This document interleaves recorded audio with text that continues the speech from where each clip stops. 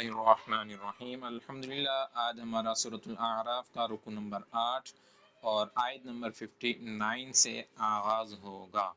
تو آئیے تجوید اور مخارج کے ساتھ قرآن پاک کو پڑھنے، سیکھنے، سمجھنے کی سعادت حاصل کرتے ہیں۔ اللہ پاک نور قرآن سے ہمارے سینوں کو منور فرمائے۔ تو سامعین محترم، آج ایک چیز جو ہے وہ نئی چیز ہم آپ کو بتائیں گے۔ ہو سکتا ہے کچھ ناظرین کو معلوم ہو اور کچھ کو معلوم نہ ہو۔ تو وہ یہ ہے کہ جیسے آپ بائیں سائڈ پر یعنی لیفٹ سائڈ پر دیکھ رہے ہیں کہ آئین بنا ہوا ہے اور آئین کے اوپر بھی لکھی ہوئی ہے گنتی اور آئین کے نیچے بھی لکھی ہوئی ہے۔ تو اب اس سے جو سورت کا رکوع کون سا ہوتا ہے اور پارے کا رکوع کون سا ہوتا ہے یہ آج آپ نے جاننا ہے۔ تو یاد رکھیں کہ جو آئین ہے یہ رکوع کی علامت ہوتی ہے کہ یہاں پر رکوع کمپلیٹ ہو رہا ہے، رکوع مکمل ہو رہا ہے۔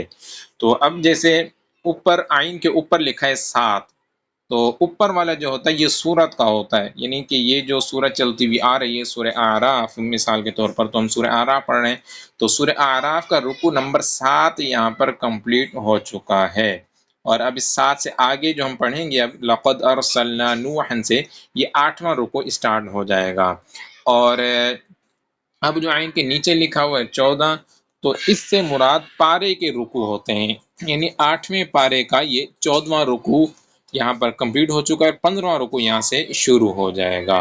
تو اوپر والا جو آئین کے اوپر والا رکوع ہوتا ہے وہ سورت کا رکوع ہوتا ہے، اور آئین کے نیچے والا یہ پارے کا رکوع ہوتا ہے۔ تو آئیے آغاز کرتے ہیں۔ اعوذ باللہ من الشیطان الرجیم، بسم اللہ الرحمن الرحیم۔ آیت نمبر 59۔ لقد أرسلنا نوحا إلى قومه فقال يا قوم اعبدوا الله ما لكم من إله غيره۔ جہاں سے آئے شروع ہوئی لقد ارسلنا، قد یہاں پر دال ہے اور قلقلہ میں سے ہے، ساکن ہے، اس لیے قلقلہ خوب ظاہر ہوگا۔ لقد ارسلنا، ارسلنا کے اندر را یہ پر پڑھیں گے چونکہ اس سے پہلے والے حرف کے اوپر زبر آ رہا ہے۔ نوحا الی، یہاں پر اظہار کا قاعدہ لگے گا کہ تنوین کے بعد حروف حلقی میں سے حمزہ آ رہا ہے، لہذا اظہار کا قاعدہ لگے گا، بغیر غنہ کے پڑھنا ہے۔ نوحا الی قومہ، آگے ما لکم من الہ، ما لکم یہاں پر ادغام شفوی کا قاعدہ لگے گا کہ میم ساکن کے بعد دوسری میم آ رہی ہے، لہٰذا یہاں پر غنہ کر کے پڑھنا ہے، اور اس کے آگے من الہ، من الہ تو نون ساکن کے بعد حمزہ آ رہا ہے، لہٰذا یہاں پر اظہار شفوی کا اظہار کا قاعدہ لگے گا، لہٰذا یہاں پر غنہ نہیں ہوگا۔ چونکہ نون ساکن اور تنوین کے 4 قاعدے ہیں، تو اس میں جو سب سے پہلا قاعدہ ہے وہ اظہار کا قاعدہ ہے، تو نون ساکن کے بعد حروف حلقی میں سے حمزہ آ جانے کی وجہ سے یہاں پر غنہ نہیں ہوگا۔ آگے چلتے ہیں۔ انی اخاف علیکم عذاب یوم عظیم۔ انی یہاں پر نون مشدد ہے اس لیے غنہ ہوگا، اور حروف مدہ کے بعد جو حمزہ ہے وہ دوسرے کلمے میں آ رہا ہے، اس لیے یہاں پر مد منفصل کا قاعدہ لگے گا، یہاں بھی آپ نے لمبا کر کے پڑھنا ہے۔ انی اخاف علیکم، علیکم یہاں پر اظہار شفوی کا قاعدہ لگے گا کہ میم ساکن کے بعد حروف حلقی میں سے عین آ رہا ہے، لہذا بغیر غنہ کے پڑھیں گے۔ اسی طرح یوم عظیم یہاں بھی اظہار کا قاعدہ لگے گا، علیکم عذاب یوم عظیم۔ آیت نمبر 60۔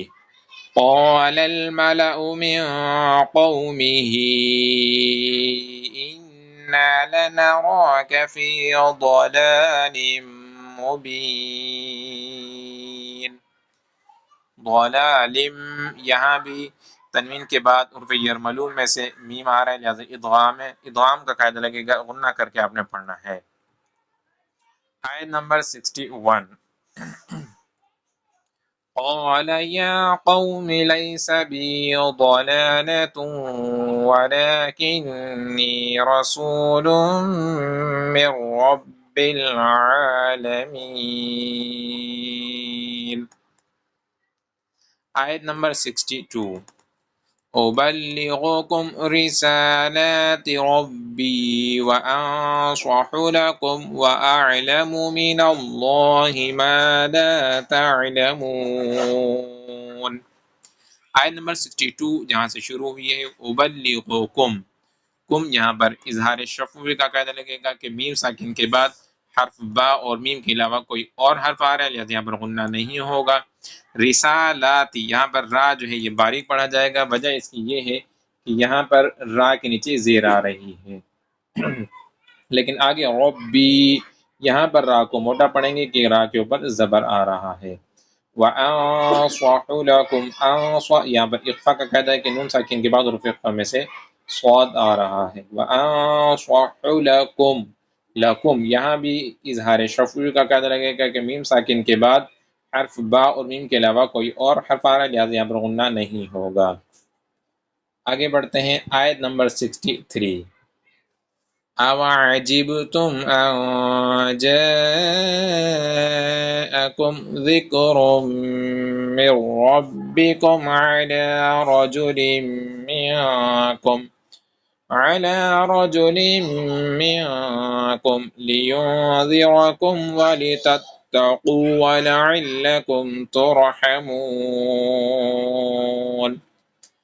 آیت نمبر 63 کے قواعد کی دہرائی کرتے ہیں۔ أَوَعَجِبْتُمْ، یہاں پر با ہے، با حروف قلقلہ میں سے ہے، ساکن ہے، اس لیے قلقلہ خوب ظاہر ہوگا۔ أَوَعَجِبْتُمْ یہاں اخفا کا قاعدہ لگے گا۔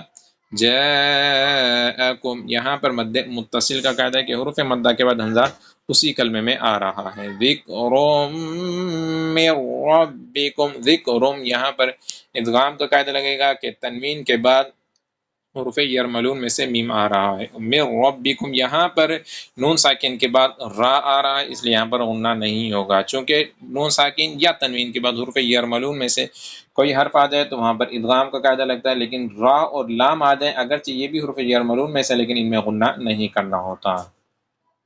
رجلم، یہاں بھی تنوین کے بعد میم آ رہا ہے، لہذا ادغام کا قاعدہ لگے گا۔ لینذرکم، لینذر اخفا کا قاعدہ لگے گا، اور وَلِتَتَّقُوا، قاف حروف مصالح میں سے موٹا پڑھیں گے، وَلَعَلَّكُمْ اظہار شفوی کا قاعدہ لگے گا۔ آیت نمبر 64 کی تلاوت کرتے ہیں اور اس کے بعد پھر قواعد کی دہرائی کریں گے۔ فَكَذَّبُوهُ فَأَنجَيْنَاهُ وَالَّذِينَ مَعَهُ فِي الْفُلْكِ وَأَغْرَقْنَا الَّذِينَ كَذَّبُوا بِآيَاتِنَا